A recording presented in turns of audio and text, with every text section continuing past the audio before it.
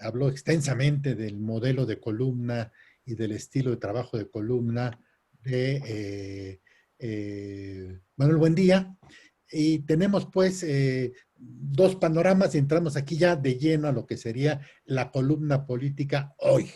Que hoy, no es hoy, desde luego, es de hace quizá unos 10 años a la fecha, de la nueva camada de columnistas que empezaron como reporteros y pasaron a ser columnistas. Entre ellos destaca desde luego Salvador García Soto, hoy escribe en el Universal, lo conocí desde que estaba en 24 horas con Raimundo, y bueno, tiene una carrera muy consistente, su columna, ustedes la han visto, es una columna llena de nervio, llena de participación, de polémica, y está todos los días abriendo debates, investigando, que es la otra característica de que habíamos hablado en columnas anteriores, de las columnas que son hechas por reporteros o que son columnistas, pero reportean para su columna, no están en la comodidad de su oficina ahí tratando de interpretar la realidad.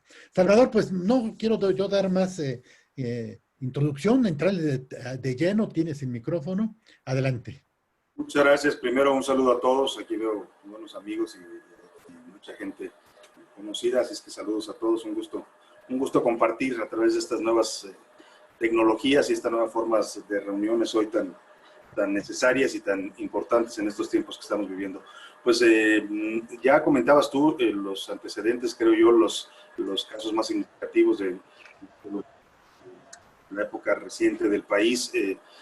A ver, yo empezaría por decir que la columna es un género que está viviendo un segundo aire, está cobrando nueva vigencia. Yo creo que pasamos por una etapa en la que se desacreditó mucho al género, después de estos columnistas que tú mencionabas, que llegaron a ser casi totémicos para el medio y para la clase política, y después hubo una especie de bache en la que la columna seguía siendo importante, pero empezó a ser desacreditada por estas corrientes del periodismo que hablaban de que solo el periodismo de investigación y de datos era válido, era importante, y que los demás géneros, incluso yo empecé a hacer columnas hace 20 años, oía mucho que la columna no era un género, había este debate de si era o no un género periodístico, se le despreciaba, pues, pero yo creo que también esto que decías tú, Carlos, además de estas figuras del columnismo en el que el propio Carlos tuvo un momento muy importante en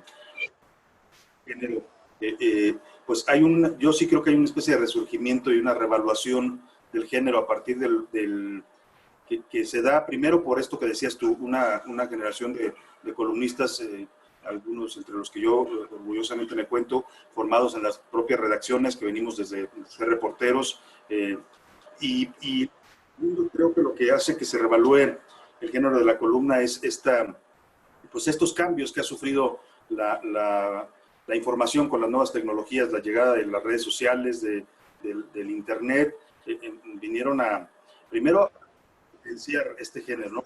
Hoy la columna mucho pasó de ser este género que estaba casi reservado a un nicho de políticos o iniciados, o incluso gente interesada en entender este mundo político, que leían las columnas. Se amplió y se volvió, me parece, mucho más accesible y democrática para todos, para toda la gente que quiere informarse.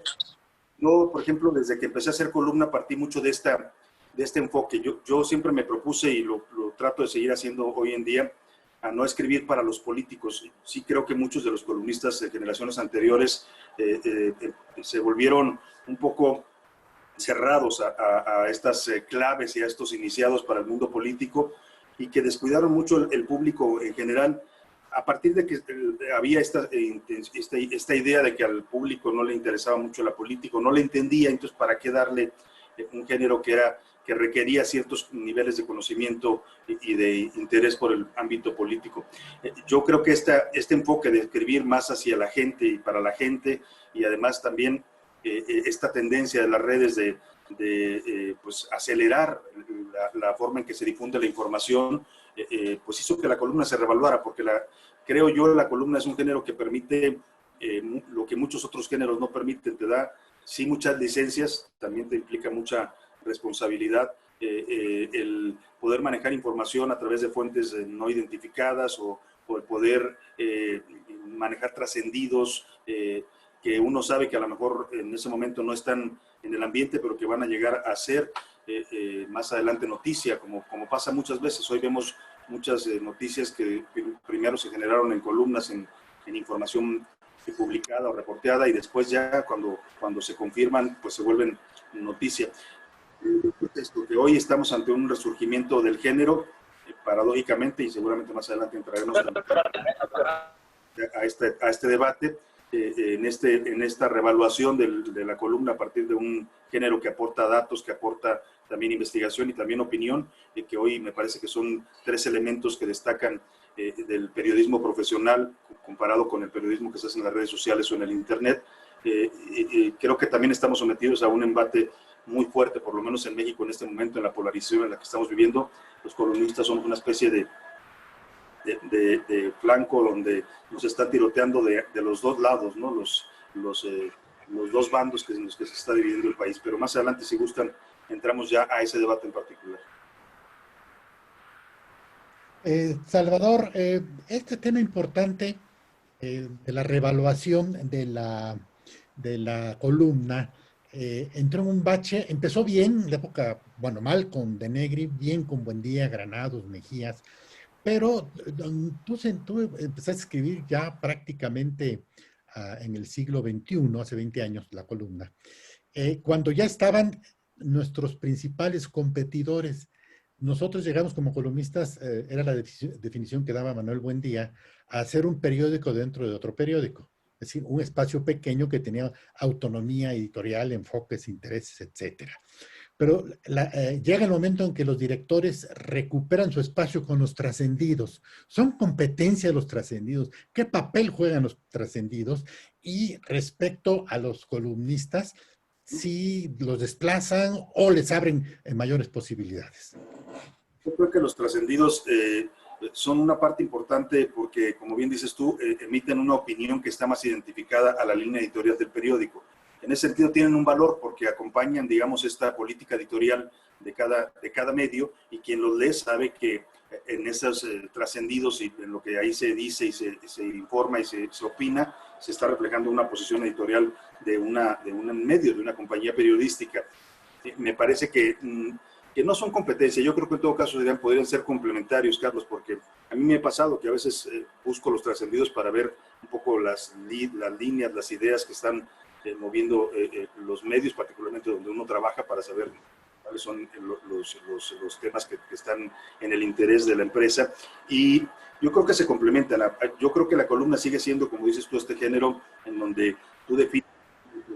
Claro, tampoco puedes ir, y me queda claro, y todos los que están aquí que saben del tema sabrán que pues, uno no puede estar siempre en contra del medio. Te dan libertad, sí, pero cuando tocas algún interés particular del medio, suele haber este tipo de mensajes o llamadas o comentarios, a veces muy tenues y muy cordiales, a veces también incluso llegan a ser rudos, ¿no? Pero digamos, yo sí creo que hay un complemento entre estas columnas editoriales de los periódicos, estos trascendidos, y lo que realiza el columnista, que al final el columnista yo creo que hoy en día está agregando valor a los medios. Ya no es solo el que yo, Salvador García Soto o Carlos Ramírez, tenga una información importante, sino que nos hemos convertido, por ejemplo, en el caso del Universal, hoy los columnistas somos de los que más lectorías y visitas atraen al periódico en Internet. Claro, también está la información y están los reportajes y está lo que hace el propio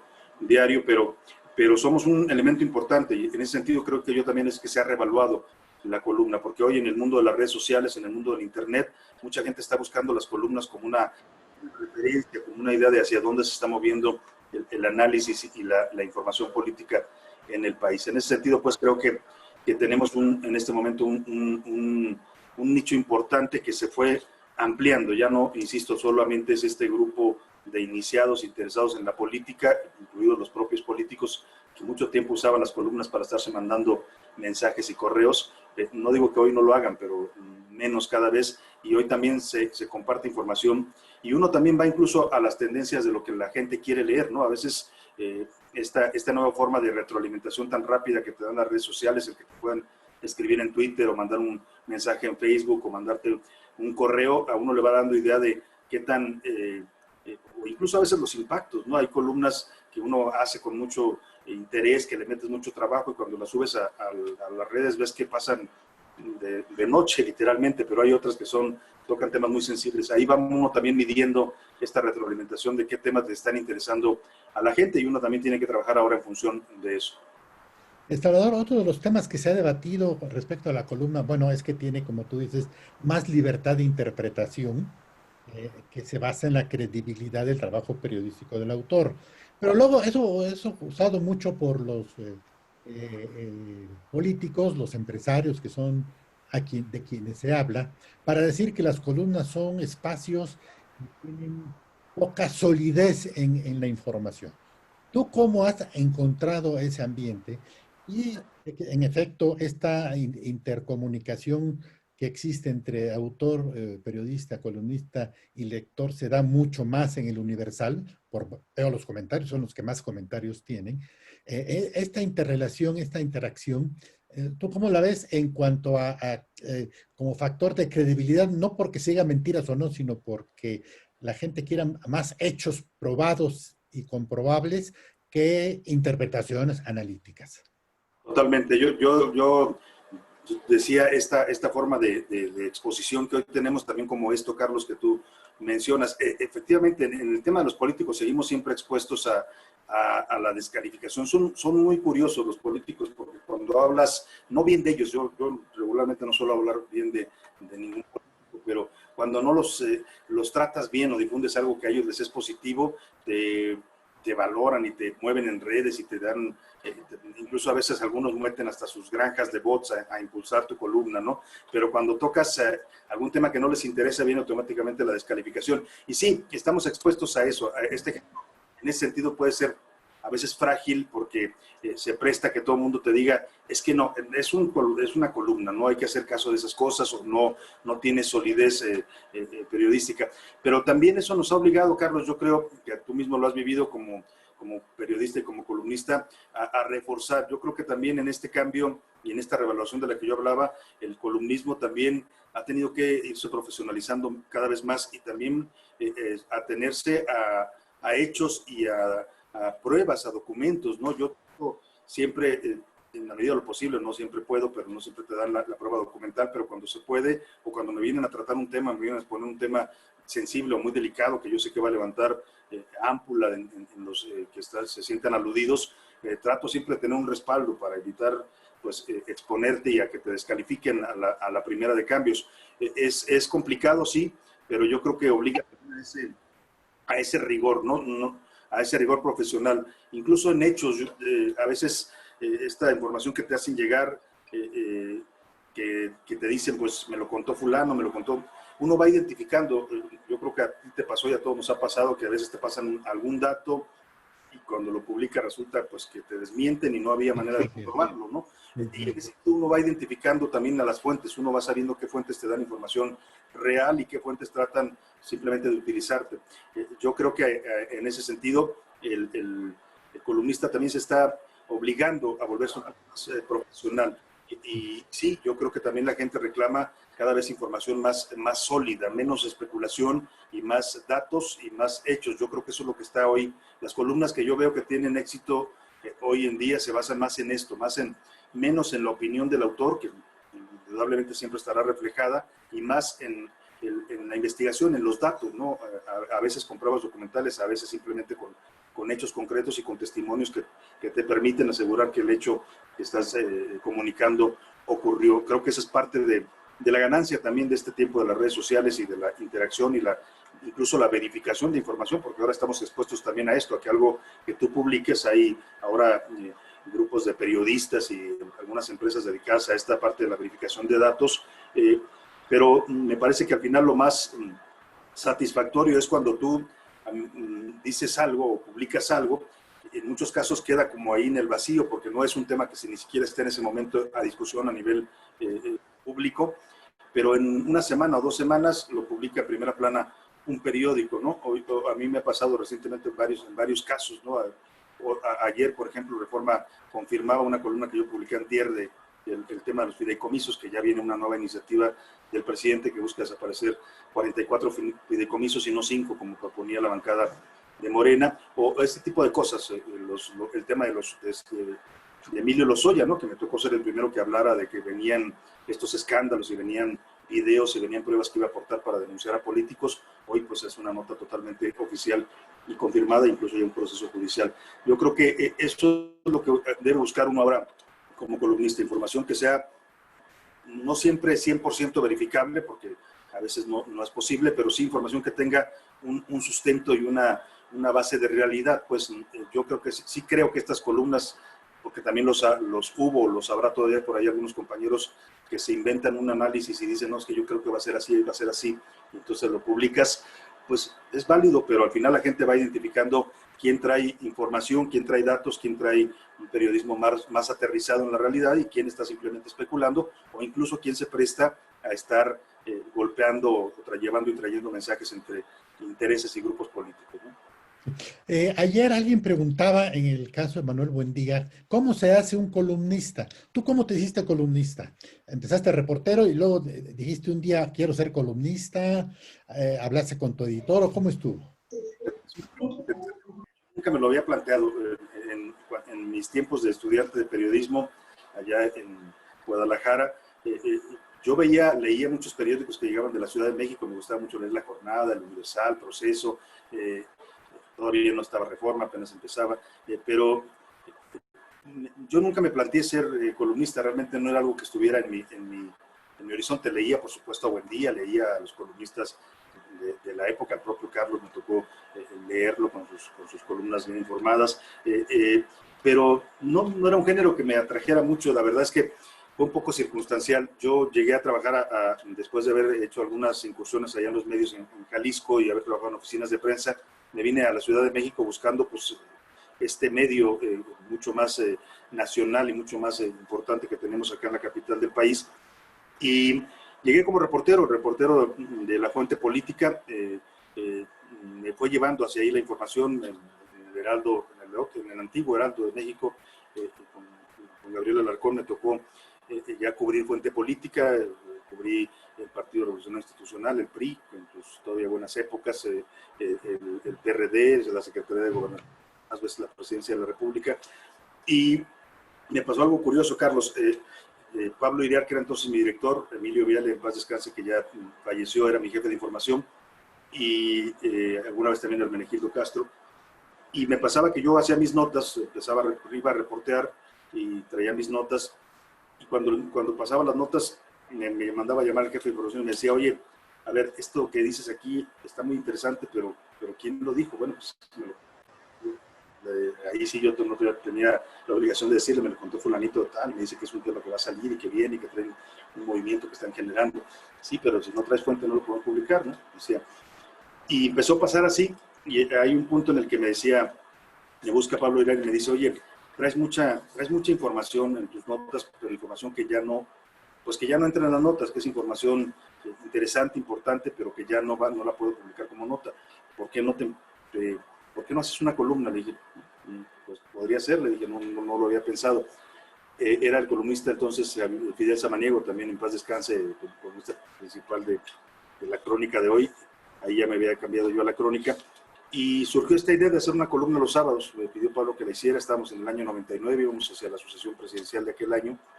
Y publiqué esta columna, empecé a publicar los sábados. Pasó algo muy curioso porque empecé yo con algunos temas polémicos del momento. Recuerdo que estaba un primer intento de reforma energética en el sector eléctrico con Ernesto Zedillo todavía como presidente. Y yo empecé en esta lógica de rompiendo un poco este paradigma. Muchos de nosotros, los que están aquí, periodistas, les dijeron cuando llegaba uno a la redacción siendo joven reportero, lo primero que su director, y una vez a mí me lo dijo, puedo decirlo porque además es buen amigo mío hoy, José Fonseca, era el subdirector editorial del Heraldo, a partir de alguna nota que mandé, no me acuerdo si hablaba del tema religioso, del tema pero me habló para decirme esta consigna de, a ver, aquí solo hay 3 personajes intocables, la Santísima Trinidad. Aquí no se toca, no se critica al presidente, no se critica al ejército y no se critica a la Virgen de Guadalupe, ¿no? Y cuando yo empecé a hacer columna dije, pues yo voy a tratar de criticar a los que no se pueden criticar. Empecé una columna, la primera columna se la dedicaba al tema de Zedillo y a su propuesta de reforma eléctrica. Y así nació la columna. Pasó algo muy curioso porque Líbano Sáenz, que entonces era el secretario particular de la presidencia de la República, un poderoso secretario particular, le empezó a hablar a Pablo. Yo salía cada sábado y le empezó a llamar a Pablo Iliar y le decía, los sábados en la mañana le llamaba y le decía, oye, ¿qué pasó, Salvador? Le decía, y Pablo le decía, ¿cómo, Salvador? Sí, no te hagas pendejo, esa columna la estás firmando tú, ¿no? Estás haciendo tú, le decía, ¿no? Pablo le decía, no, por supuesto que no, Salvador es un reportero de aquí el periódico. No, esa columna la haces tú, Pablo, por favor, es un seudónimo. No, claro que no, Pablo le decía. Un día baja Pablo a la redacción y me dice, oye, ¿conoces al secretario del presidente? No tengo, lo busco. ¿Por qué no lo buscas? Le dije, lo busco, no sé si me vaya a recibir. Le hablé a su oficina, Líbano Sáenz, me contestó y me dijo que quería verme, que quería conocerme. Me dijo, oye, entonces sí existes. Sí existo, aquí estoy. Vente a Los Pinos, ¿qué día puedes venir? Voy a tomar un café. Ya llegué yo a tomarme un café en año, era 98, 99 ya. Y llego a la antesala de la presidencia, estaba estos muebles que estaban ahí antes de entrar a la oficina del presidente. Me siento ahí, estaba un chavo de mi edad, joven, yo lo vi, lo quise reconocer, pero no sabía quién era. Empezamos a platicar del clima y de lo que uno platica en las antesalas, y en eso sale Líbano Sáenz y le dice, Emilio, el presidente te espera, ¿no? Era Emilio Azcárraga, ya era el dueño de Televisa y era pues, el ascenso de este personaje que estaba tomando el control de la empresa. Después se sabría, incluso apoyado desde la propia presidencia. Pero bueno, la anécdota viene porque así nació la columna, así llegué al género, así que no por accidente, porque siempre me gustó la información política, pero sí sin proponerme volverme columnista. Hoy pues es un género que me ha dado todo lo que tengo profesionalmente, así es que pues sí, esa es la historia, Carlos. Sí, yo en mi caso fue el reporteo y la información lo que me llevó a volverme columnista. Salvador, a ti te tocó buena parte de las fases de evolución del sistema político priista, la decadencia del PRI, la lucha por la sucesión en el 99, el 2000 la campaña, la derrota del PRI, 2 sexenios del PAN, otro del PRI y ahora la 4T. A ver, si me puedes dar más o menos una idea o platicar una idea, ¿cómo viste y cómo fue la relación de esos periodos con el columnismo, con el periodismo, con la política, la decadencia del PRI, la derrota, 2 sexenios del PAN, otra vez el PRI con Peña Nieto y ahora con López Obrador, en resumidas cuentas? Sí, mira, esto es interesante porque sí, me tocó ser, tanto en mis inicios como periodista acá en la Ciudad de México como en el mismo, vivir esta transición que ha sido una transición muy interesante, la famosa alternancia que le llaman, ¿no? Yo llegué aquí en el año 94, 95 al proceso electoral de aquel año, cuando era candidato Ernesto Zedillo y después de la muerte de Colosio, en ese año tan trágico y tan convulso para el país. Y me tocó todo ese proceso. Fue interesante ver los estertores de este sistema. Yo, por idiosincrasia y por la familia en la que me crié allá mi familia era de los Altos de Jalisco, eran un poco sinarquistas, ¿no? Eran de estos grupos a veces muy católicos y también que peleaban contra el sistema desde su trinchera. Pues mi abuelo fue cristero y traía yo esta idea siempre de oposición al PRI. Paradójicamente me tocó cubrirlo, me tocó estar ahí cubriendo la fuente del PRI desde esa época y fue interesante ver porque, como bien dices tú, fueron los estertores ya de este sistema, la decadencia ese año del 94 con el asesinato de Luis Donaldo Colosio, con los crímenes políticos, con el asesinato de Mario Ruiz Massieu. Creo que fue ya el síntoma de que el sistema se había agotado y que tenía que venir algo nuevo para el país, ¿no? Y estar en ese proceso fue muy interesante. Me tocó ver de cerca, conocer a estos grupos que habían entrado en disputa, que habían pues llegado digamos, al paroxismo, al clímax de lo que era este sistema de más de 75 años. Fue un proceso interesante, Carlos, cubrirlo, primero como reportero, ver llegar, por ejemplo, una presidencia como la de Ernesto Zedillo, que para mí fue ya pues el primer presidente no priista de la historia, ¿no? Él en realidad nunca se identificó con el PRI, él lo decía, él tenía una formación totalmente técnica, económica, no le interesaba mucho la política, tanto que se trajo del Estado de México a un secretario de Gobernación como Emilio Ochoa y le encargó que él él llevara toda la parte política porque él no quería saber nada de la política en el país. Fue interesante ver cómo ya Zedillo se propone, a partir de la dramática crisis del 95, pues abrir el sistema político. Yo soy de los que creen todavía que sí fue un tema que le pidieron y que le condicionaron desde la Casa Blanca cuando tuvo que ir a tocar las puertas para que lo rescataran, porque el país estaba hundiendo con la quiebra del sistema financiero, y que sí le pusieron esta condición y que él aceptó de muy buena gana, tampoco le causaba ningún conflicto. Hay que recordar que su primer acto en el PRI, en el Auditorio Plutarco Elías Calles, fue marcarle a este partido la famosa sana distancia. Les dijo: yo soy presidente surgido por ustedes, pero con el partido no quiero tener una relación cercana. Un discurso bastante perverso, porque después también manipularía y ordenaría, como lo hicieron todos los presidentes priistas, pero ahí empieza este proceso. Yo ubico ahí, digamos, el rompimiento del sistema desde a partir de lo que ocurre en el 95, los crímenes políticos, esta confrontación ya abierta, que para mí fue una guerra entre la tecnocracia que había tomado el control del sistema y del PRI contra los viejos que pues dicen estuvieron detrás de la muerte de Luis Donaldo Colosio. El tema es que ahí se da este rompimiento, y con Zedillo, pues simplemente lo que hace él es llevar ya al país en esta ruta de alternancia y de transición.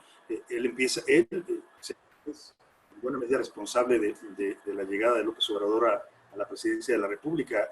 Yo recuerdo, porque en ese tiempo me tocó cubrirlo, incluso López Obrador sale de estas luchas callejeras, estas marchas que hacía desde Tabasco, de los éxodos, después de una candidatura fallida ya en el Estado y en todo un movimiento de protesta, lo traen para ser dirigente nacional del PRD, y lo hace de la mano de Líbano Sáenz y de Ernesto Zedillo. Lo convierten en presidente del PRD, y allí empieza el despegue político de López Obrador.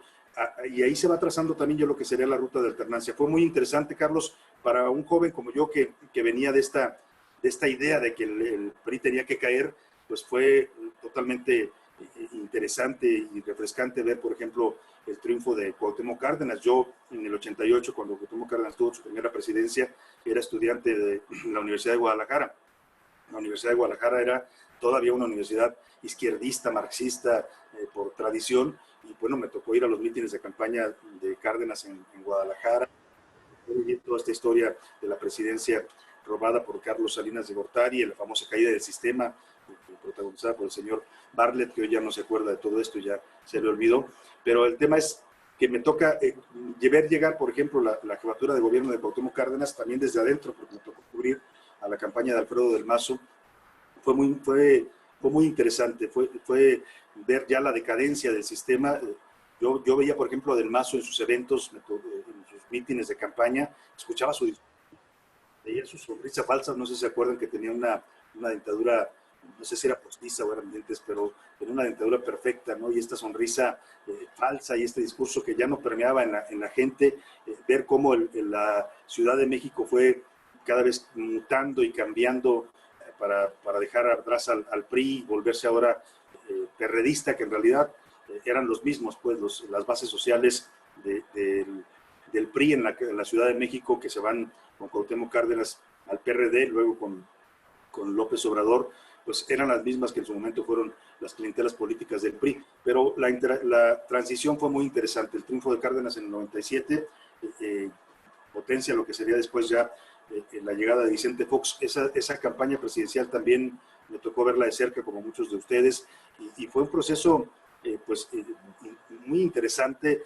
Este personaje que llega resumiendo en una frase lo que demandaban y lo que sentían muchos mexicanos, la necesidad de sacar al PRI a patadas de los pinos, ver esta incursión de las campañas políticas, o esta irrupción de la mercadotecnia en las campañas políticas, también fue otro proceso que me tocó vivir, ¿no? Veníamos de campañas, las que yo había cubierto hasta entonces, en varios estados de la República, pues eran campañas tradicionales, eran las campañas de tierra, del mitin, del candidato que iba y hablaba ante un público, que saludaba a la gente, que se dejaba tocar, que se metía a un mercado. Pero llega Vicente Fox y revoluciona un poco este concepto de la política en México con empresas de mercadotecnia. Él venía de la empresa privada, de una marca como Coca-Cola, y traía todo este concepto de venderse como un producto que los mexicanos compramos muy bien, porque además estábamos hartos de ver a este sistema decadente que ya era el priismo. Veníamos de la crisis del 95 que nos golpeó a todos, desde los sectores más pudientes hasta los sectores más básicos de la economía, y en ese sentido creo que Fox vino a llenar esa necesidad, ese producto que nos ofreció un cambio que después sería totalmente decepcionante, pero sí, esa transición, Carlos, fue sin duda, creo yo, importante para entender lo que hoy estamos viviendo, y también un poco lo que nos lleva hasta este gobierno de López Obrador. Esta parte donde decías, me toca ver a los dos gobiernos del PAN, primero ver y seguir y documentar ya en las columnas el gobierno de Vicente Fox, con toda la decepción que significó, con esta idea de que nunca Fox entendió cuál era su papel histórico. Si bien era imposible cambiar el régimen de golpe, él debió haber pues, roto con el viejo sistema y haber sentado las bases de lo que fuera un sistema nuevo. Nunca lo hizo y prefirió pues acomodarse con el PRI, convivir con ellos y cogobernar de algún modo con ellos, igual que lo haría después Felipe Calderón, otro gobierno también pues que se quedó a medias, que tampoco le interesó esta transición. Este concepto que después López Obrador capitaliza muy bien del PRIAN, pues se sostienen estos dos gobiernos del PAN, que no tuvieron la visión ni el tamaño, no les alcanzó ni a Vicente Fox ni a Felipe Calderón para entender que ellos tenían que haber planteado un cambio de sistema, un poco lo que hoy viene a plantear López Obrador, que no sé qué tan real es o qué tanto se sostengan los hechos, pero hablar de un cambio de régimen y desmantelar o desterrar lo que quedaba del viejo régimen. En lugar de eso, los dos presidentes panistas se dedicaron a cogobernar con el PRI. Hay una anécdota que cuenta Emilio Gamboa o Manuel Beltrones, uno de los dos que alguna vez me platicaban, que cuando Calderón llega a la presidencia en estas condiciones tan precarias, con esta diferencia de medio punto él se acerca al PRI, busca a estos dos personajes y les dice, pues necesito que me apoyen, o sea, necesito que me ayuden para el gobierno. Les ofrece, les dice cuáles secretarías quieren, les doy 2 secretarías, díganme cuáles quieren, ¿no? Como si fuera un mercado, se las pone sobre la mesa. La respuesta que le dan a estos personajes es que no se trata de eso, que seguramente después se la cobrarán haciendo negocios o lo que supimos pasó después, ¿no? Pero le rechazan esta idea. Aún así aceptan apoyarlo. El PRI dice que lo hizo por institucionalidad. En realidad creo que ahí es donde se amarra este concepto del PRIAN, cuando Manuel Beltrones y el grupo de diputados del PRI le posibilitan la toma de posesión de Calderón y evitan pues un desastre o una crisis constitucional que hubiera ocurrido en México si el PRI no hubiera apoyado y respaldado a Calderón. Hay también esta idea de las traiciones de los gobernadores que se quejan de que fueron traicionados por su partido.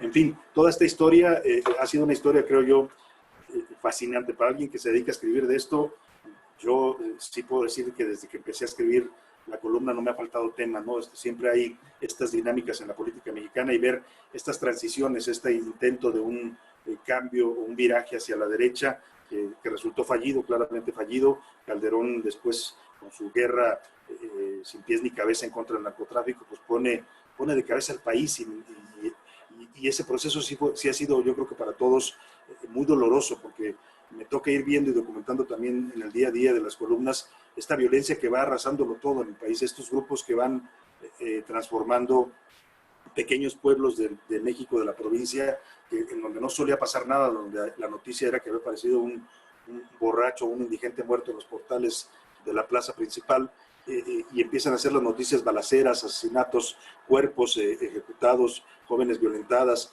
empiezan a reproducirse por toda la República. Hoy creo que pues esa parte un poco explica el regreso después del PRI, el desastre en el que se convierten los gobiernos panistas en la parte de la seguridad pública sobre todo, aunque no lo hicieron tan mal en la parte económica porque tampoco modificaron nada, se siguieron conviviendo con el mismo modelo que había implementado la tecnocracia del PRI. Los secretarios de Hacienda de la era panista eran todos formados en este grupo tecnocrático del PRI, pero la parte de seguridad creo que al final es lo que lleva a un progreso. Y todos recordarán cuando Peña Nieto es candidato, también otra vez ahí Peña capitaliza lo que decíamos, el cambio que hace Vicente Fox en la política mexicana, la mercadotecnia otra vez aplicada a las campañas, nos venden a un producto que era Peña Nieto con una historia de éxito en el Estado de México, con el apoyo de la principal televisora del país, y más que eso, más que comprar la idea de un nuevo PRI que vendía Peña Nieto, que después resultó ser la peor versión del PRI con todos estos gobernadores presos y acusados de corrupción. Yo creo que lo que más le apostó la gente con Peña Nieto a esta idea de que los priistas sí sabían cómo tranquilizar al país y cómo mantenerlo en paz. El desastre de la guerra de Calderón, los casi 130,000 muertos que deja su sexenio, en buena medida explican la llegada de Peña Nieto o el regreso del PRI, con todo lo que significaba, ¿no? Ahí creo que el país pues prefirió ir a una opción más segura, entre comillas, ¿no?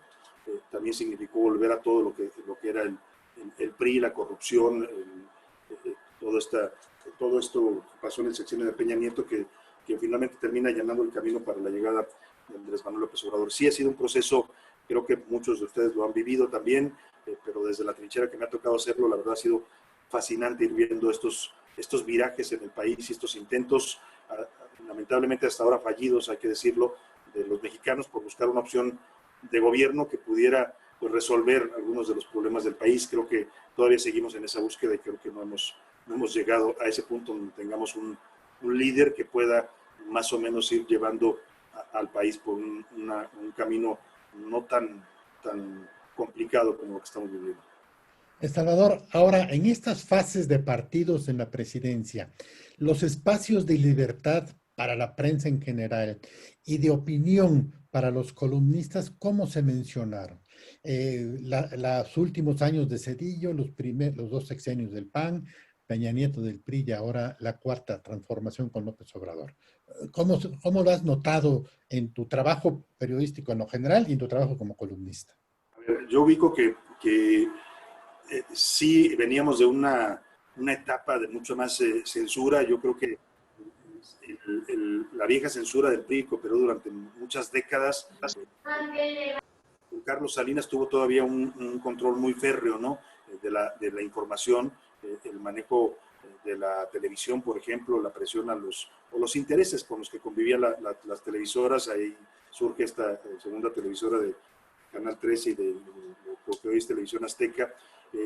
Creo que veníamos de un sexenio con Carlos Salinas en donde la censura llegó a su punto más alto en la prensa mexicana, el control de la información sobre todo. Ya no era la vieja censura, había opciones en las que se podía criticar al gobierno y al presidente, pero todavía este control férreo a través de la publicidad gubernamental y de los favores a los dueños de los medios, pues todavía operaron muy fuerte.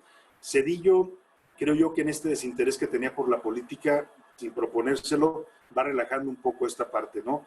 Tiene algunos episodios como este conflicto en el que entra con el licenciado Ili Ortiz del Universal, que también era un poco herencia de lo que había pasado en el pleito político entre Salinas y Zedillo y sus grupos.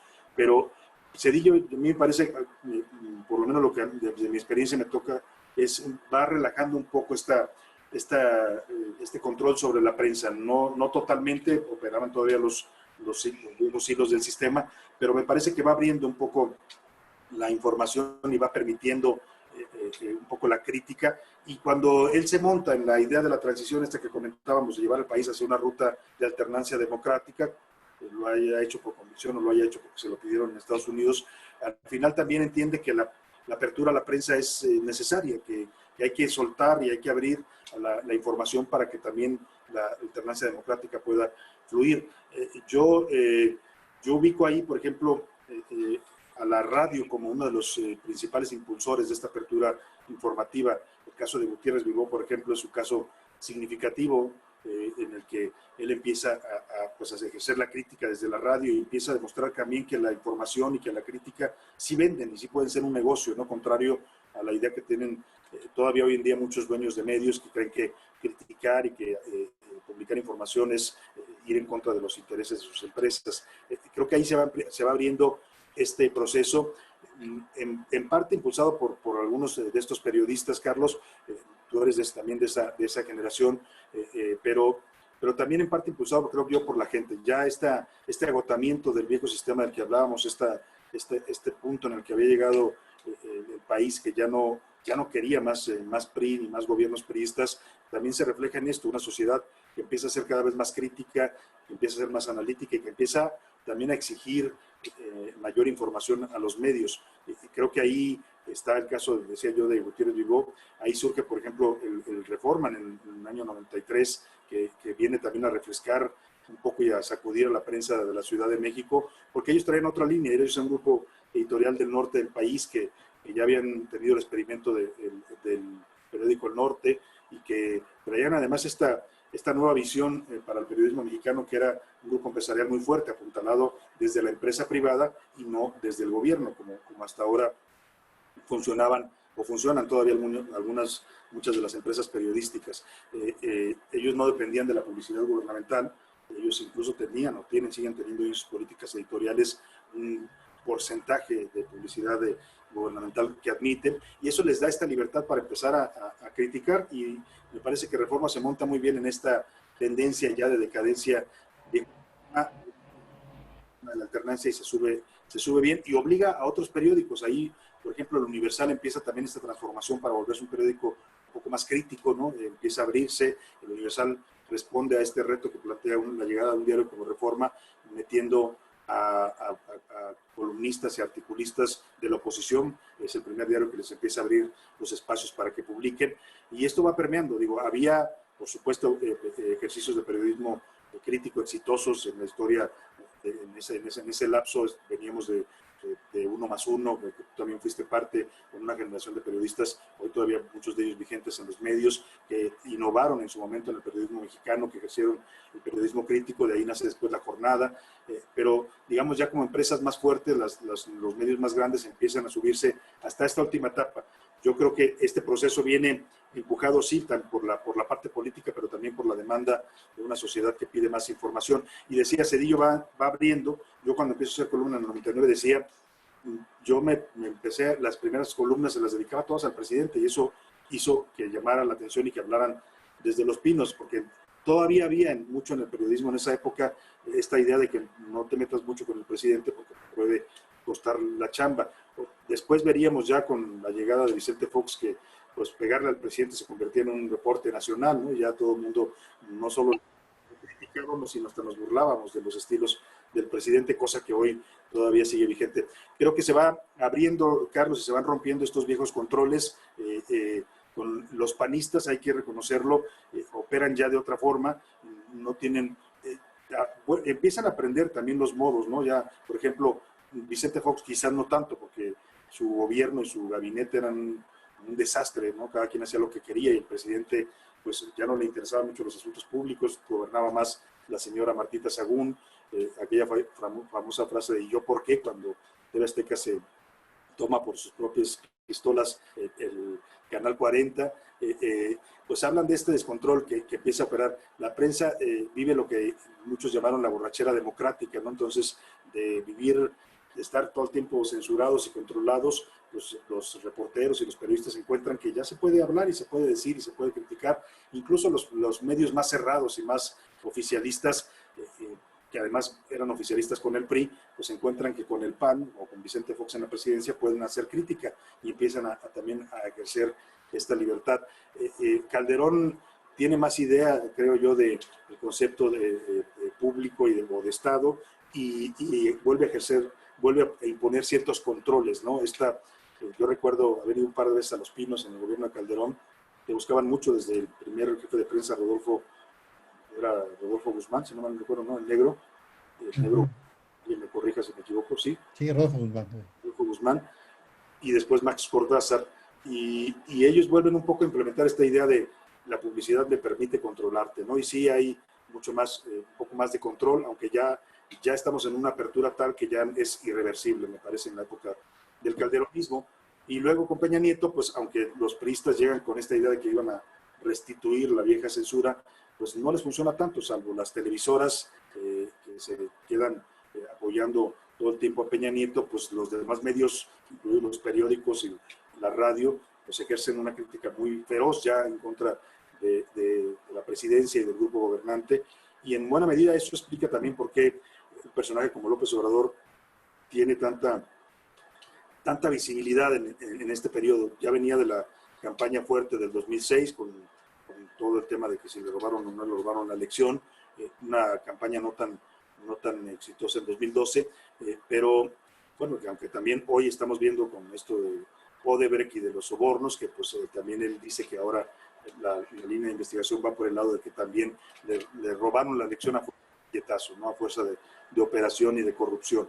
Pero el tema es que ya en el sexenio de Peña se vuelve tan abierta la crítica, además tan necesaria cuando empezamos a ver los excesos de este grupo gobernante, la prepotencia, los personajes que empiezan a pulular, todos ellos venidos, muchos de ellos del Estado de México, con estos estilos pues que allá podrían ser aceptados y bien vistos, pero que acá empezaban a chocar. Me tocó varias veces ver a estos funcionarios, o incluso cuando te reunías con ellos, llegar con 10 camionetas atrás y con 20 guaruras y todo este despliegue de poder, y los negocios y la corrupción desde el propio gobierno. Esta idea que te comentaban en muchas mesas que te decían, a ver, desde el nivel más bajo hasta el nivel medio y hasta arriba, el presidente, pues todos están metidos en la corrupción y todos recibían estas prebendas que hoy estamos viendo ya emerger con apenas, me parece, la punta del iceberg, lo que pueda decir el señor Emilio Lozoya, que además lo está diciendo desde una óptica de ponerse como víctima y decir que todo se lo ordenaron y todo le fue impuesto. Creo que decía esta parte de apertura tiene su máximo nivel con Peña Nieto y le permite a alguien como López Obrador pues acaparar este discurso de oposición. López Obrador se convierte en el referente para los medios de la crítica de oposición al sistema, el político antisistémico que va siempre a la corriente y que con los años empieza a probarse mucho de lo que él venía advirtiendo, ¿no? Que Peña Nieto era un presidente impuesto por la mercadotecnia, por la televisión, que era un grupo voraz, el que venía a gobernar el país, y todo esto pues me parece que explica el fenómeno del 2018 en el que los medios y esta apertura de la que tú hablas, Carlos, esta libertad de criticar, me parece que explican mucho lo que pasó en el 2018, esta votación histórica en la que muchos medios también incluso ya toman partido abiertamente apoyando la opción de una alternativa en ese momento, así la veíamos, que era la de López Obrador y la izquierda gobernando el país. Bueno, con esto terminaría yo creo la presentación de lo que se buscaba originalmente. Entramos ya a la fase de preguntas, comentarios. A ver, José Luis Rojas, puedes prender tu audio. Adelante. Adelante, José Luis. Gracias. Excelente presentación también de Salvador García Soto. Perdón, soy también reportero y no puedo evitar preguntarle a nuestro querido Salvador García Soto, que lo leemos siempre en el Universal, en Serpientes y Escaleras. La columna de hoy me encantó porque son revelaciones muy buenas. Salvador, sacas ahí nombres incluso del mismo Bartlett que, sin decirlo abiertamente, pero sí de alguna manera al estilo columnista que tienes, de que podría haberse involucrado él en estos sobornos por el cargo que tuvo como diputado del PT. En política no hay casualidades. Dos preguntas en función de tu columna de hoy. La número uno, ¿crees que el gobierno de la Cuarta Transformación vaya a administrar este escándalo para que le alcance a las elecciones del año próximo y exhibiendo a la oposición como muy corrupta, a todos, mencionas a Ricardo Anaya, es una lista muy valiosa la que trae tu columna de este día. Recomiendo mucho leerla, la columna siempre, pero particularmente la de hoy. Entonces, ¿crees que esto lo administre, pregunta número uno, la cuarta transformación para, de alguna manera, exhibiendo, no por méritos propios de la cuarta transformación, sino exhibiendo esta terrible corrupción que es la tesis número uno del actual presidente y decir, ellos son los malos, nosotros somos los menos malos y voten por nosotros? Y número dos, esto mismo arrastrará a gente como Bartlett también para que se le diga adiós. Gracias, Salvador. Al contrario, José Luis, muchas gracias a ti. Pues yo creo, a ver, sí creo que lo van a administrar, creo que no hay casualidades en todo esto, creo que el proceso lo fueron armando con esta idea de tener una especie de salvavidas. Yo así veo hoy el caso Lozoya y todo lo que se va a derivar de él, de estos nombres que salen ayer, que todavía vamos a ver qué tan en serio va estas acusaciones y estos posibles citatorios, por ejemplo, de dos expresidentes de la República, de un exsecretario poderoso como Luis Videgaray, o de estos diputados y senadores, incluso algunos de ellos hoy son gobernadores. No sería menor el que se acusara a un gobernador en estos procesos o a dos. Creo que sí, creo que lo van a administrar perfectamente. Creo que así estuvo planeado, así estuvo pensado. Creo que esta estrategia que trazó el fiscal Gers Manero, que puede tener su propia dinámica, pero siempre va de la mano de los intereses del presidente y de la 4T, va orientada a eso, a tener en este caso, decía yo, el salvavidas, porque yo creo que todos podremos coincidir en que el momento en el que estamos en este punto de la pandemia, de la crisis que se está empezando a ver sus efectos y que va a durar mucho todavía su recuperación, pues están prácticamente planteando si no fracaso, sí por lo menos el hundimiento de este proyecto político que era la 4T. No va a haber condiciones ya para que López Obrador pretenda hablar de un gran proceso de cambio y de transformación, porque no se la van a dar, no va a haber ni los recursos presupuestales necesarios, toda su política social y el eje de su proyecto está hoy en veremos por toda esta problemática económica que está sufriendo el país y también sanitaria. Entonces creo que en ese sentido sí, lo van a administrar, lo van a planear cuidadosamente para que coincida efectivamente con los tiempos de campaña.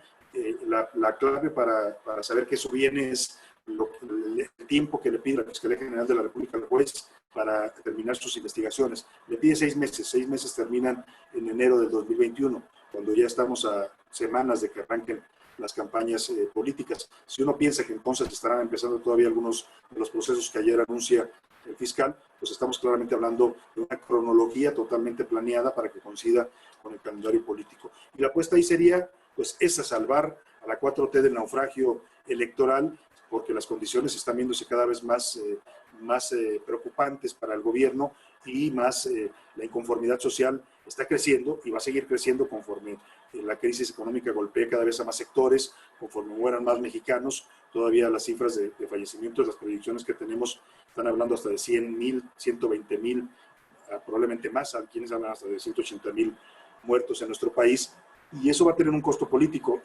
innegable. Que si ya Morena, lo estamos viendo hoy como opción política, está debilitada por sus pleitos internos, no pueden todavía ponerse de acuerdo para elegir un dirigente, muy probablemente no lo hagan, se les agota el plazo que les dio el tribunal ahora en septiembre, y muy probablemente terminen imponiéndose este grupo que hoy controla Berta Luján y Alfonso Ramírez Cuellar, y van a desatar protestas, impugnaciones de los otros grupos. O sea, como opción política, Morena se fue desdibujando a partir de que no pudo, y yo creo que ya no va a poder consolidarse como partido político.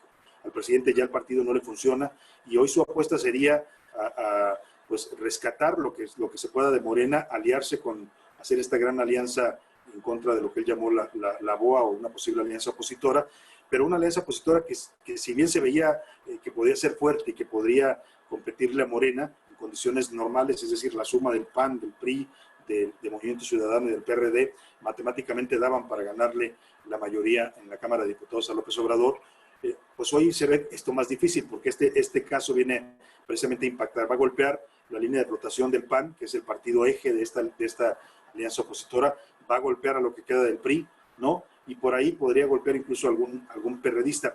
El caso de Manuel Bartlett que tú mencionas, creo que sí es interesante saber que estaba ahí, también estaba Dolores Padierna en esta lista, también estaba Rabindranath Salazar, que hoy es subsecretario de Gobernación.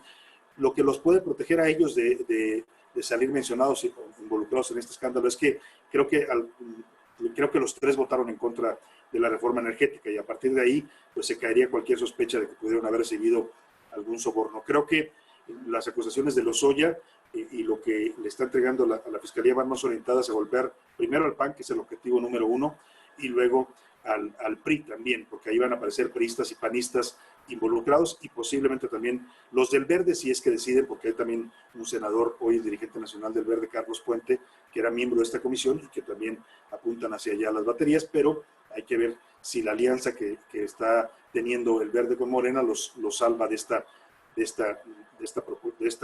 de caer pues en estas acusaciones. Sí, totalmente creo que va a ser un caso administrado, que le van a sacar todo el posible jugo político y que explica en buena medida por qué durante mucho tiempo el presidente decía que él no iba a hacer nada en contra de Peña Nieto ni contra ningún expresidente, porque estaba esperando a que se armara este tipo de casos en los que ya no es él el que está acusando, ya no es él el que persigue a Peña Nieto, sino la Fiscalía General de la República en teoría autónoma. Y bueno, ahora también no hay que perder de vista que no solo es Peña Nieto, ahora también le van a abrir investigación a Felipe Calderón por el tema de la planta etileno 21.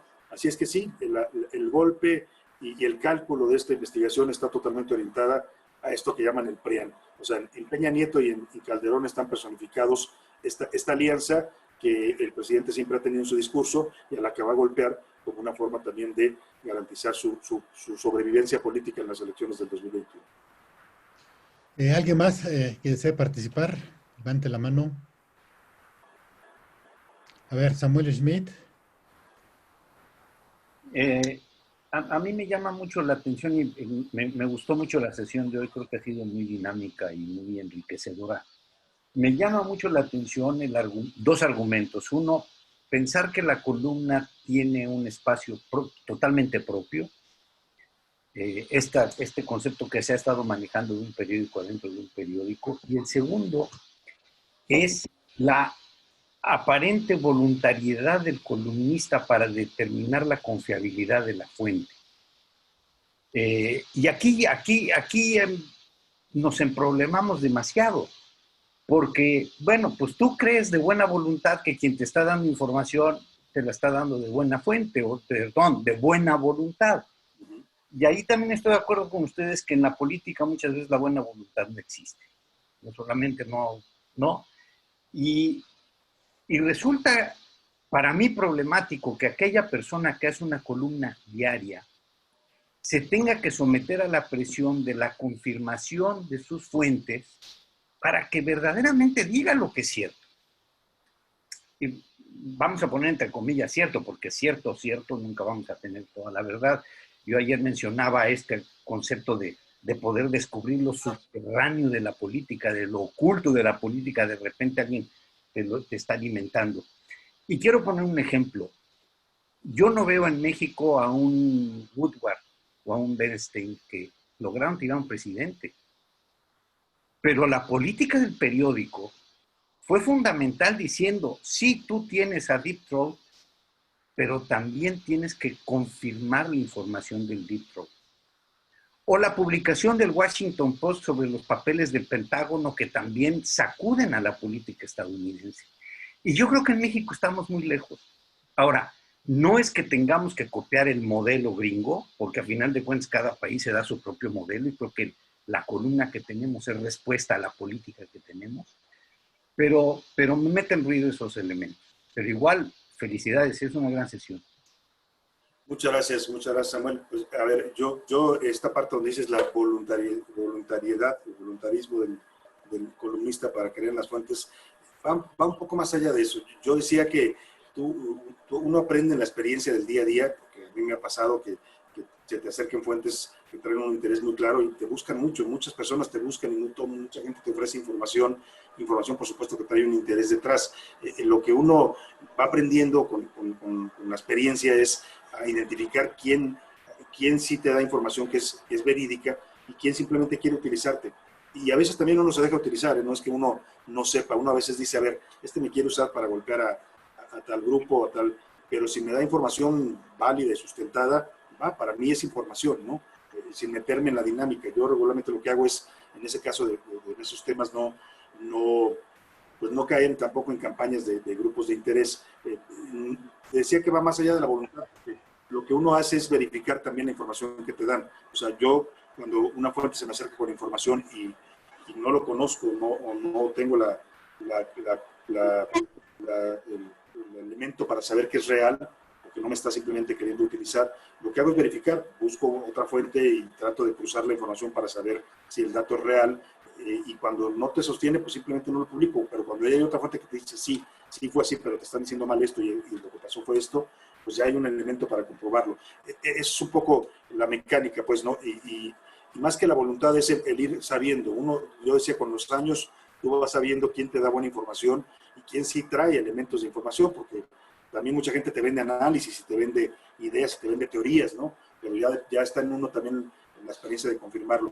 Ahora, esto que decías, sí, yo creo que al final uno tiene que aspirar a eso. Tú lo mencionabas los casos paradigmáticos del periodismo estadounidense, en donde también se tiene que probar estos trascendidos, porque al final el caso de Watergate surge también de una garganta profunda, no surge en primera instancia de elementos comprobables. Después los periodistas se meten a una investigación en la que logran probar que lo que ellos habían alertado con este espionaje político, pues era un tema realmente grave y de fondo, tanto que provocó la renuncia de un presidente. Pero sí, yo creo que más allá de imitar el modelo estadounidense, México tiene su propia tradición periodística, no de ahora. Tenemos muchos ejemplos en la historia, y yo creo que lo que tenemos que aspirar es a ir moldeando este modelo propio, en donde la columna como género pues se vaya también profesionalizando y se vaya volviendo un elemento no solo de especulación o no solo de análisis, sino también de información. Yo cada que puedo y cada que tengo el acceso a esta información también publico documentos, también publico pruebas de lo que estoy afirmando. Hay veces que hay temas que simplemente son análisis, o temas los que te dan un tip y te dicen bien este asunto, y a veces depende de uno valorar si vale la pena anticiparlo, pero ese es el ejercicio y ese es en todo caso la aspiración, el objetivo, ¿no? Llegar a un periodismo pues cada vez más profesional y más verificable en sus fuentes y en las informaciones que publicas. A ver, tenemos aquí a Abraham Gorostieta, pero andaba fallando su micrófono. Abraham, a ver si... Abraham, ¿estás abierto con micrófono? Ok, ¿me escuchan? Adelante. Sí, no te vemos, escuchamos ahora. Sí, tengo problemas con la cámara. Está bien micrófono, adelante. Estoy en el micrófono, ok. Se ha dicho en este espacio que los empresarios mediáticos, ante el desprestigio que cargaban con el tiempo y sus empresas, recurrieron a los columnistas para lavarse un poco su credibilidad o la de sus diarios. Su ponencia como columnista independiente da testimonio de ello y en su exposición lo afirma. En la actualidad, con una sobreoferta de columnas en todos los medios de comunicación, con una sobreoferta de opiniones en todas partes, incluso los locutores de radio y televisión son columnistas y han transformado la columna como un comentario. ¿Qué futuro usted ve para el columnista que se toma más en serio su trabajo, que lo documenta, que investiga, que reportea? Esa sería mi primera pregunta. Segunda pregunta, ¿cuáles son los 10 columnistas que usted lee de cajón? Tercera pregunta, ¿qué opinión tiene sobre los columnistas que encargaban a otros reporteros escribirles o hacerles su columna? A ver, la primera, el tema que decías de qué futuro tienen los columnistas con esta proliferación y Sí, yo creo que hay un abuso hoy a ver, se le llama columna a todo, pero no todo es columna. Yo sí creo que habría que ser cuidadoso en saber quién escribe columna y quién simplemente hace un artículo de opinión. Y hoy lo que abundan son esos artículos de opinión. Yo ayer ojeaba, por ejemplo, el Heraldo de México, y veía que escribe todo mundo. O sea, todo mundo es todo mundo. Yo creo que va pasando alguien en la calle y le dice, ¿quiere hacer una columna? Y le abren el espacio para que le escriba, ¿no? Gente que no tienen formación periodística, invitan a muchos políticos, invitan a mucha gente de los medios. Esto que dicen los conductores de televisión, hacen sus columnas o de radio, sufren porque la mayoría de ellos me dicen, no, me cuesta un trabajo escribir porque no aprendieron a hacer lenguaje de radio y televisión, pero no aprendieron a escribir en prensa escrita. Hay un abuso del género, sí, pero yo creo que al final columnas como tales, pues no son muchas, o sea, no son muchas en el sentido de las que se escriban desde esta óptica de un columnista que se haya formado, primero como periodista y segundo con que tenga claro cuál es la función de una columna, ¿no? Insisto, la mayoría, tú puedes ver, y lo decía, son comentarios, son medios análisis, algunos, unos más sesudos que otros de plano muy superficiales, pero columnas como tal, no, yo no veo muchas en este momento que puedan encasillarse directamente en el género, en las características que debe tener el género, que es, me parece a mí, información importante, trascendente, un poco de análisis político también, un poco de perspectiva, datos, estos trascendidos que son a veces importantes, saber quién se reunió con quién y de qué hablaron, estos entretelones de la política de los que hablaban, no lo tiene todo el mundo. Muchos escriben, hacen análisis, hay muchos académicos también ahora en esta moda de que los académicos se volvieron periodistas, ¿no? Durante mucho tiempo nos despreciaban a los periodistas, todavía hay algunos que lo hacen, ¿no? De gente que se formó en la academia y que hoy pues les encanta conducir y les encanta estar a cuadro en televisión o tener un micrófono. Yo creo que, pues, insisto, columnas como tal, quedan pocas que hagan honor al género, pues que realmente cumplan esta función de dar información excelente. ¿A quienes leo? Pues trato de leer a varios, a muchos. A ver, leo, por supuesto, a Raimundo Riva Palacio, que trabajé con él durante mucho tiempo y creo que es uno de los columnistas que tienen información y que escriben también bien. Me gusta leer a René Delgado en Reforma, que es más analítico, es más, otro tipo de periodismo, más de análisis. Por supuesto, Carlos también lo leo. Otras columnas, pues, por supuesto, los trascendidos estos que decía institucionales son, me parece a mí, para alguien que está en esto, a veces obligados en revisarlos. Como opinadores me gustan también muchos, me gusta mucho leer a Luis Rubio, que es un académico, pero que escribe bien y sustenta bien sus temas. Me gusta leer también Lorenzo Meyer, lo leía un tiempo, hoy ya está un poco perdido porque se volvió más militante del gobierno y sus temas dejaron de ser tan críticos. A Granados Chapa era también de mis lecturas obligadas en su momento. Pues, ¿a quién más leo? A veces leo a Julio Astillero. No leo muchos, la verdad. También a veces como columnista, el estar leyendo a otros columnistas, a veces te va, siento yo que te lleva agendas que no son las tuyas, ¿no? Porque traen muchos, cada quien trae sus temas y cada quien trae sus temáticas, pero siempre trato de estar enterado y al tanto de lo que están publicando los compañeros y algunos de ellos incluso a veces seguirlos porque traen temas que pueden ser importantes o traen información y datos que sirven y que uno puede retomar a veces desde otro ángulo o aportar algo más al tema. Ese sería mi planteamiento. Y la última pregunta ya, Abraham, se me fue un poco, me decías, después de los 10 columnistas. Era la que tenía que ver tu opinión sobre los columnistas que encargaban a otros reporteros escribirle su columna. Eso me parece que es un fraude, ¿no? Y sí conocí a algunos de ellos. Bueno, se usaba durante un tiempo los famosos amanuenses, ¿no? Eran gente que se dedicaba a escribirle columnas a otros. Algunos hoy de los que están, compañeros míos en el periódico, en su momento hacían esto, ¿no? Les escribían la columna porque ellos no sabían escribir, y lo decían, ¿no? Algunos que vienen de televisión o de radio. Pero eso me parece que es un fraude, ¿no? Yo creo que si vas a dedicarte a esto, pues tienes que escribir lo que tú dices y sostenerlo además, porque uno tiene, yo decía hace un rato, es un género que te da mucha visibilidad y te da ciertos privilegios, pero también te da mucha responsabilidad, porque al final lo que uno dice lo convierte para mucha gente a veces más de lo que uno quisiera. A veces uno escribe desde una óptica, pues hoy quiero escribir de esto, este tema me interesa, y la gente lo toma como que fueran los grandes mensajes políticos, ¿no? Y no siempre es así. Entonces, yo creo que esa práctica es un fraude que debiera ser desterrado, ¿no? Que no se vale.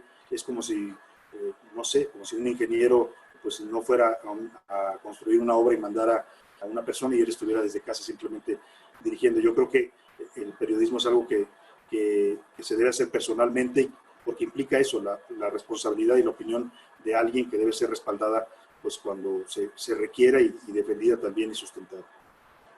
Bueno, yo aquí una pregunta por chat bien interesante porque se planteó también en conferencias anteriores. Dice, ¿tienen esperanza como columnistas influir en que México empiece a discutir y pensar y a buscar un plan económico? Es decir, los columnistas influyen para que se debata un plan de reactivación. y desde tu punto, desde tu experiencia significativa, ¿qué hacer? Y otra parte de otra pregunta de la misma persona dice, ¿por qué personas columnistas como ustedes, en este caso como tú, no van a las mañaneras para hacerlas más informativas y no declaraciones a modo?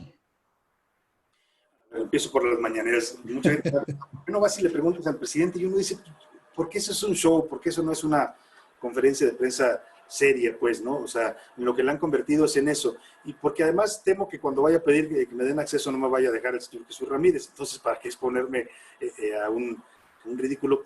No sé, y además el presidente habla tanto y de tantos temas todos los días que ya una declaración del presidente se volvió como pues algo que no tiene mucho valor periodístico, más allá de que fija agenda y de que hace escándalo y hace ruido. Es más eso, me parece que yo no iría, salvo que me pidieran o me invitaran o me mandaran a mi medio a hacerlo, a esto que yo ubico ya más que como un ejercicio de información, una especie de circo, alguna columna la llamé la política de la carpa, ¿no? Donde el presidente hace un show bien montado, va tirando las líneas y los temas que a él le interesan, algunos de ellos incluso distractores para que no se hable de los temas que no le gustan, ¿no? Y lo ha dicho, ayer decía que porque estamos hablando de los muertos de la pandemia, ¿no? Porque tenemos que hablar de los muertos de la pandemia.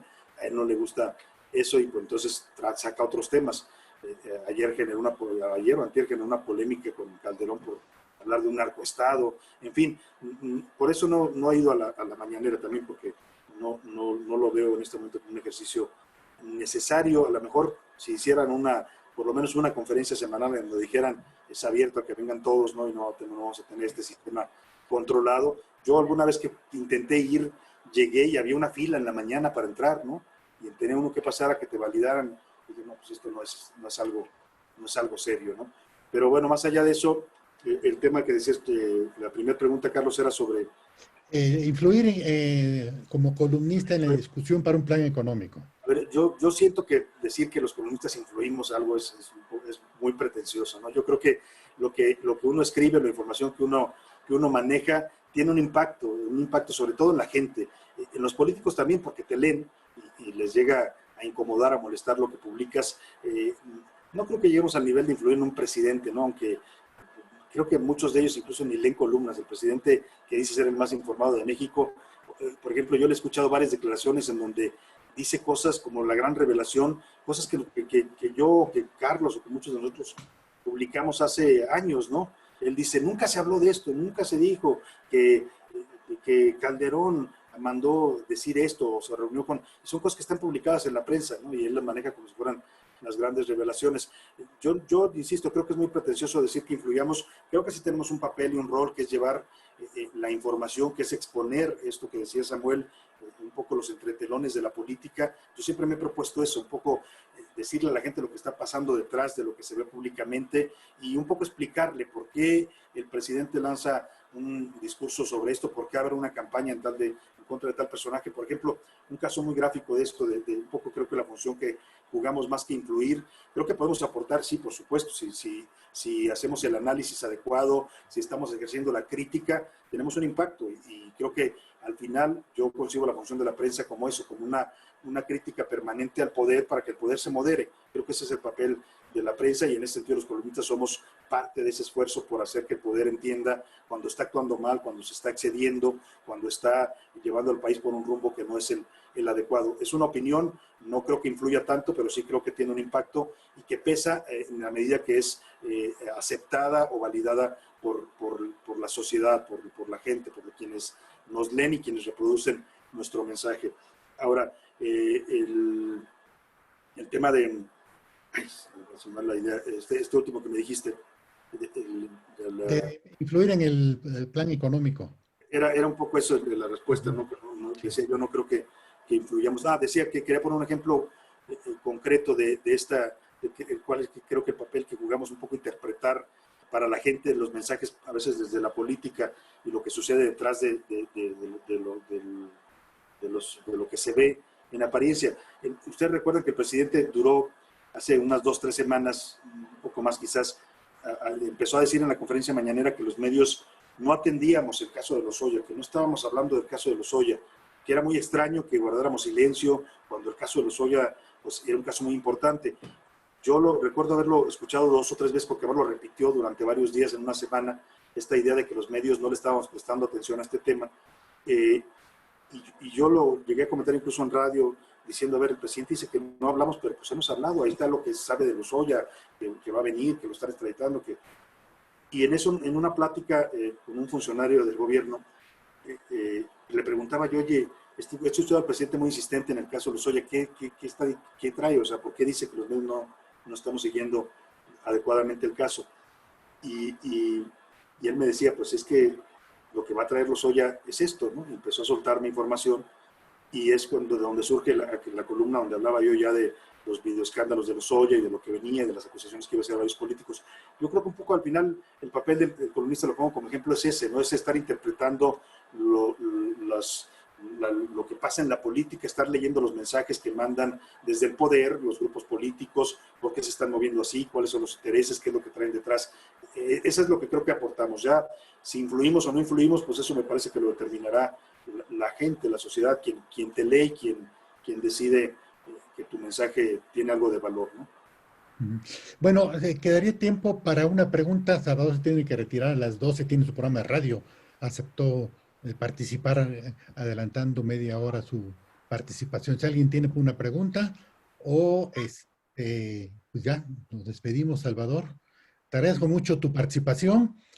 Has explicado muy bien, llenado este hueco sobre cómo está la columna política hoy, cuáles son sus expectativas, sus escenarios y desde luego con el aspecto histórico y que es importante también el asunto personal, cómo se hace un columnista, cómo se va cincelando.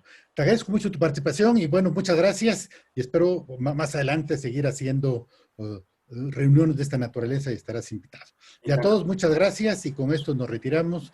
Buenas tardes y les recuerdo, buenos días. Mañana a las 11 tenemos la presencia de... ¿quién es mañana?